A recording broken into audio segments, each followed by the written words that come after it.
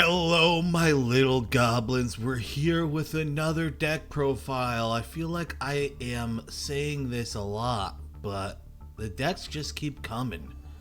So do I. Well, let's look at the deck. We are playing Dream Mirror because there's a new Dream Mirror solo mode, and the Dream Mirror solo mode features this card, which is, we're calling it Nimoy. So Nimoy, the Dream Mirror Trader. So this card actually is the best card in Dream Mirror.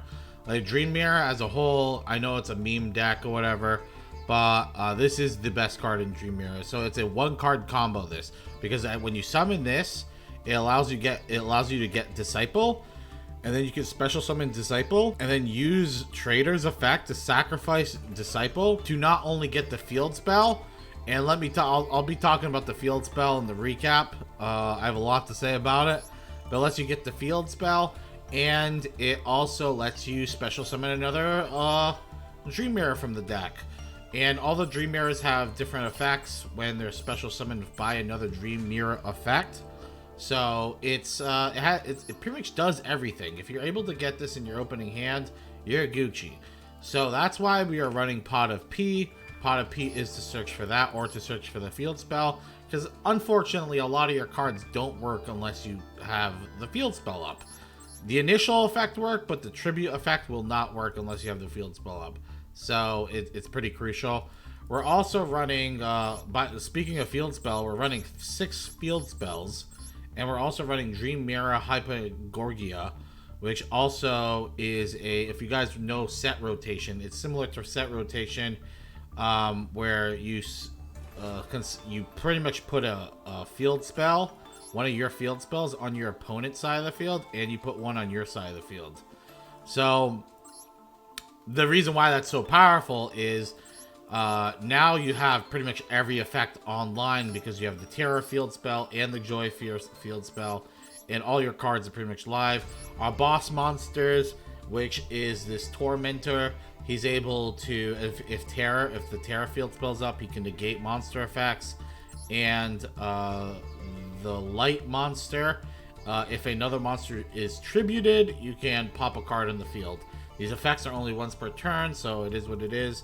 We have number 41 because we can actually do level 4 XZ plays pretty easily. But other than that, the extra deck is whatever. Cross Sheep is really good though, because Cross Sheep, since we're fusion summoning, we can special summon a monster from the graveyard.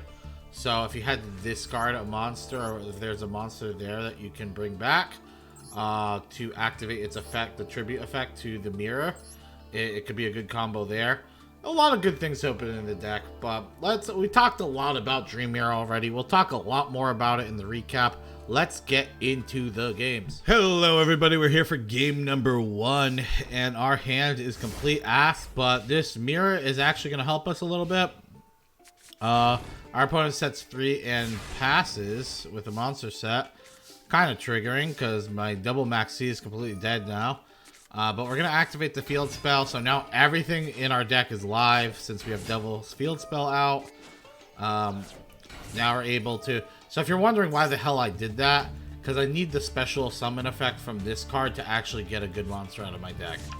Or a good card. So now we actually got the continuous spell, which is also very good, because the continuous spell lets us... So, there's so much thing happening here. I also want to say, so this card's really good because it not only gives all your monsters 500 attack for each one that's out, it also, if the Terra is out, it reduces your opponent's monster's attack by 500. And on top of all that, this card right here, you can special summon it, so it's an extender if you have a Dream Mirror out. And if you have both field spell outs, you can bounce a back row. It's non-targeted, by the way, the back row bounce.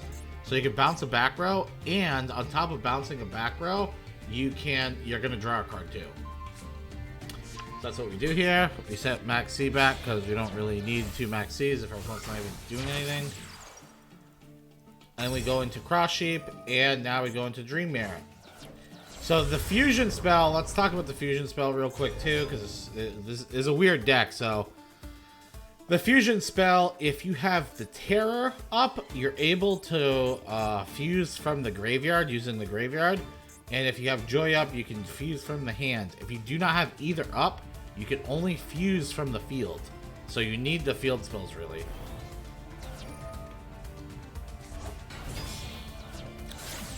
See, this is what's really nice though about the deck. And our opponent's playing like a burn deck. But this is what's really nice about the deck. So the deck is, so he plays Magic Cylinder. He's trying to burn us. But we can actually just use his other effect so he can tribute itself to summon this, and that will negate actually the Magic Cylinder. It always summons a defense, just so you know. So we maxed the Yugioh Trio just because, like, I don't know when he's actually going to summon anymore.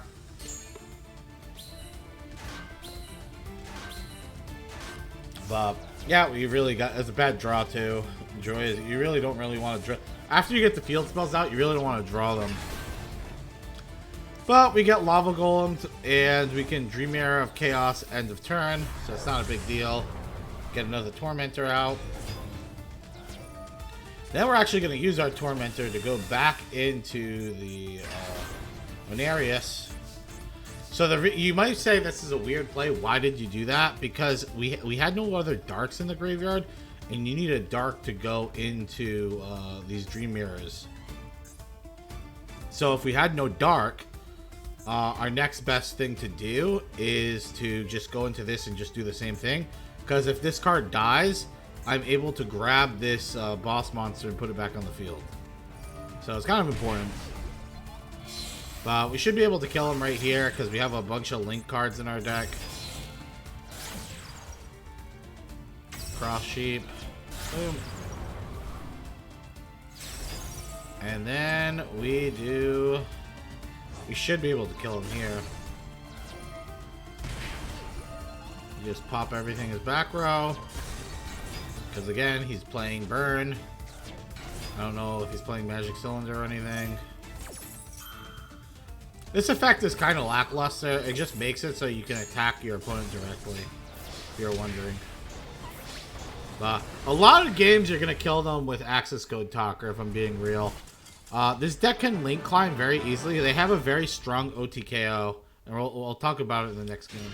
Hello, we're here for game number 2. So the OTKO, since the fusion's a quick play spell, you can, there's so many ways to OTKO your opponent. You can attack with all your monsters and then activate the quick play to summon a big boss monster and then hit them with that.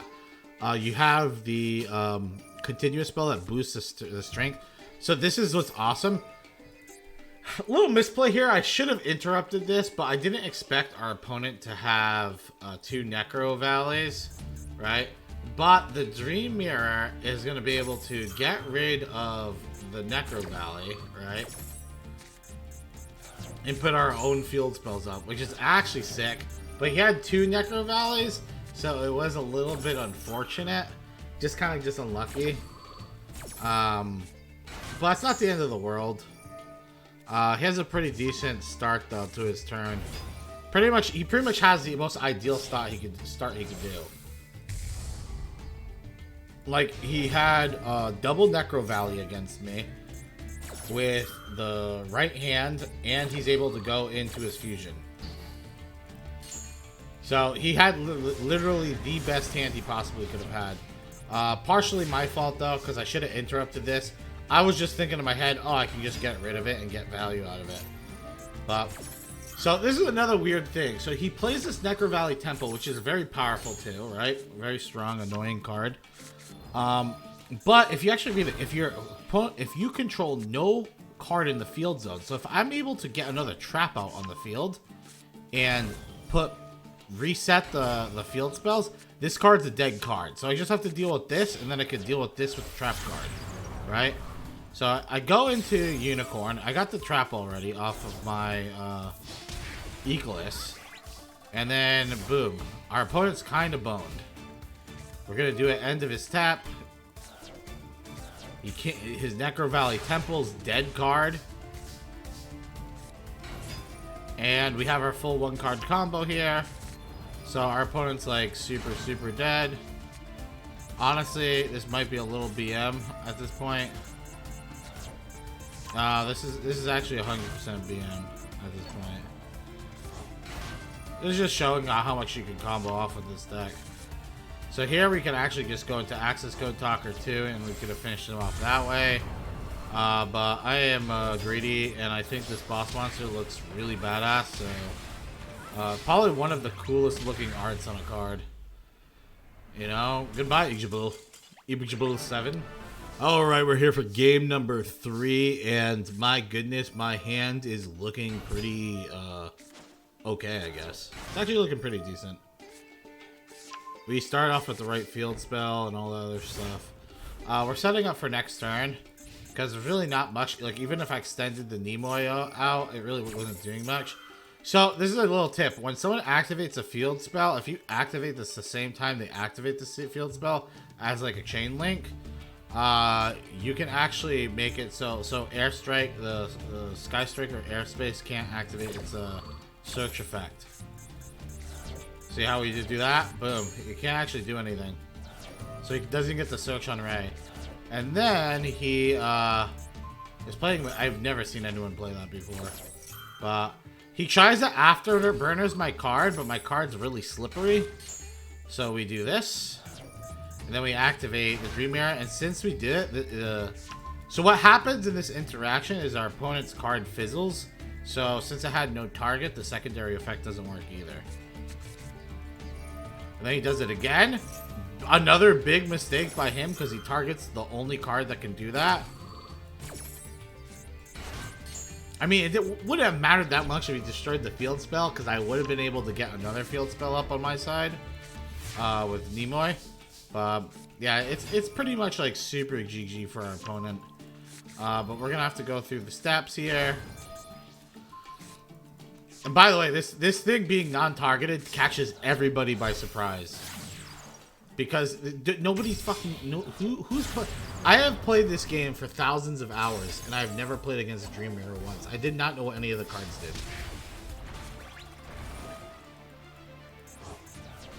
Technically, you don't really... You probably want to summon this before you attack with this, just because if he had, like, I don't know, something fucking stupid to negate, like a battle fader or something, you want to be able to negate it.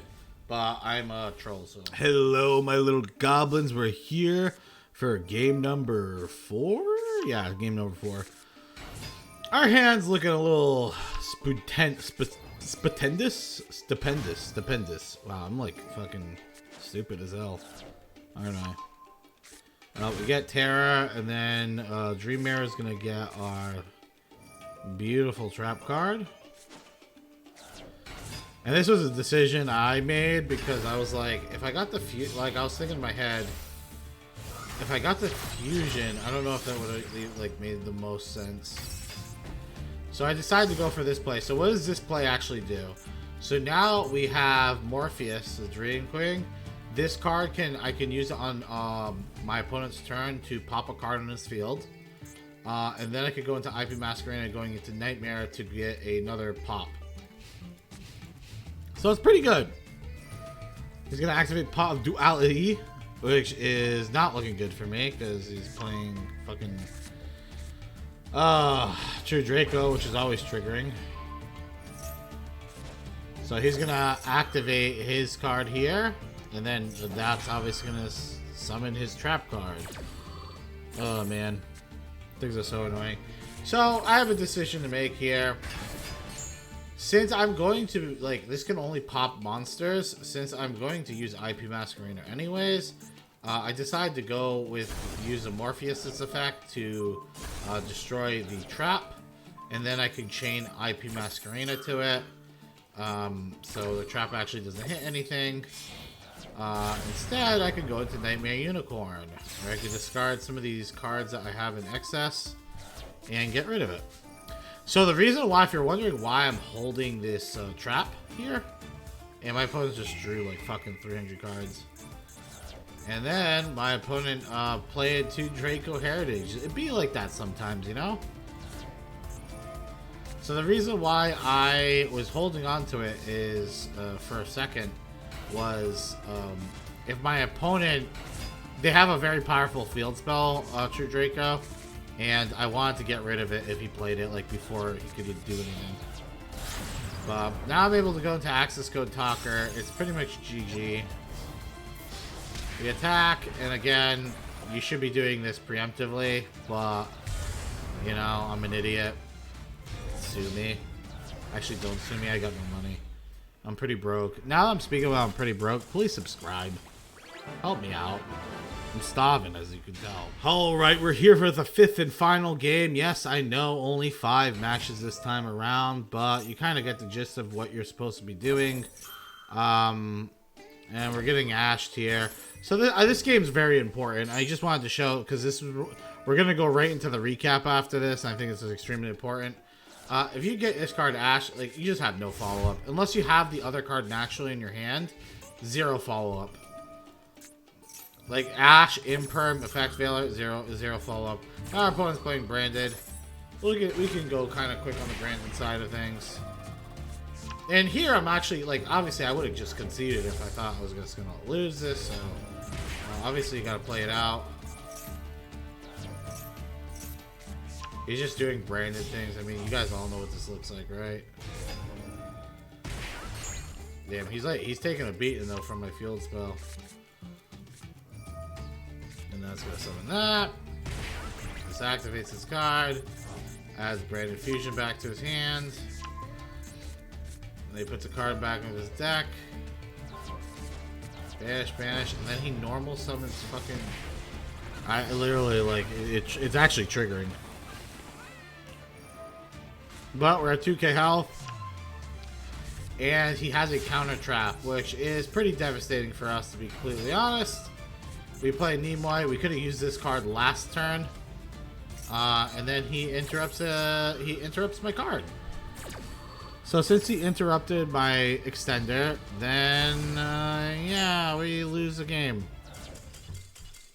Let's get to the recap. A lot to talk about. Hello everybody, we're here for the recap, and this is a very important recap. Before you waste your gems on something, on a deck, I really need to give a PSA warning. So, the games that you've seen me play were in gold. So, I just want to point this out. I also want to point out, I did have like I would say like 85 to 90% win rate. Like, we won most of our games. But we were playing against a lot worse players than I normally play against, because I normally play in Diamond.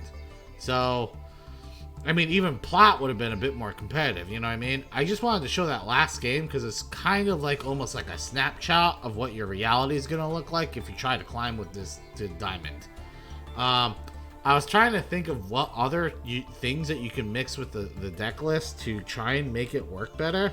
But, like, man, you kind of need it all, because, like, the cards don't work without the field spell. They're so clunky. Like, this is a problem. Like, they're so freaking clunky. I opened up with Yugioh, right? I opened up with Yugioh, the dark version, with Joy.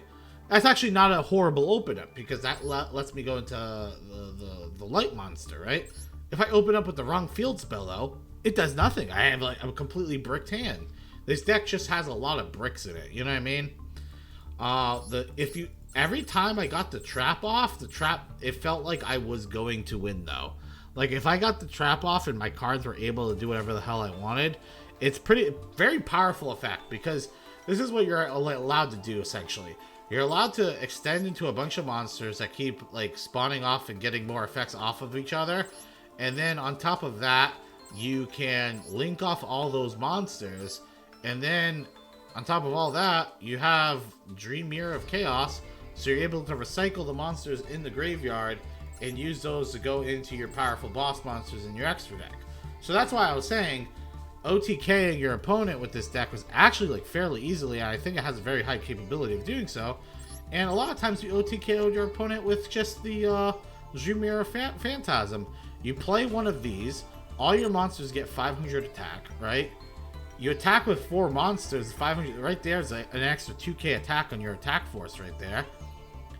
Plus, if you have the fusion, right? That's another 3,500 attacked onto that, right? That's 5,500. So out of the 4 monsters you have on the field, You just need really, what, 2k damage on the field with that? Or 2,500?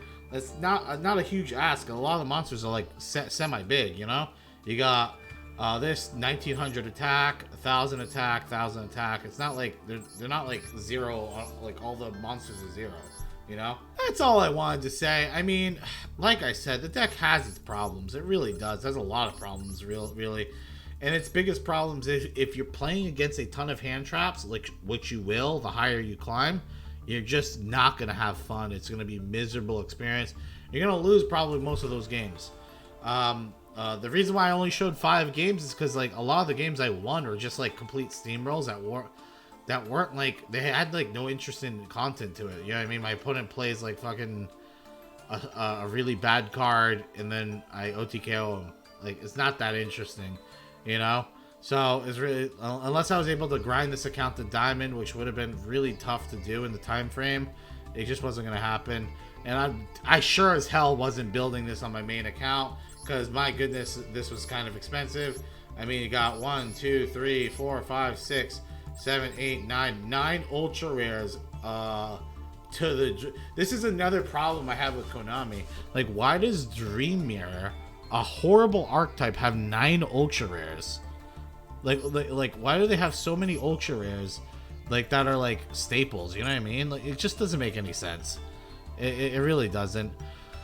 The reason why I was running 6, by the way, the reason I was running 6 of these, like 3 and 3, is because originally I was running Pot of E in the deck, and I wanted the highest chance of not just banishing this. And Pot of E actually was pretty good. It's just, I'm so unlucky, I just didn't want to take the risk of like just banishing my entire extra deck. Plus the Link monsters are actually kind of useful, so I don't like the idea of Pot of E. So instead I put Pot of P, which at least you get to be a little selective. You can banish like 1 or 2 of these. I don't think you're going to actually need, if you play Pot of P, I don't think you actually need 3 of each of this, which is good. I do think you need 3 of each of the trap though. Like, I definitely think you need 3 of the trap because the trap's very good. That all being said, I hope you guys enjoy the rest of your day.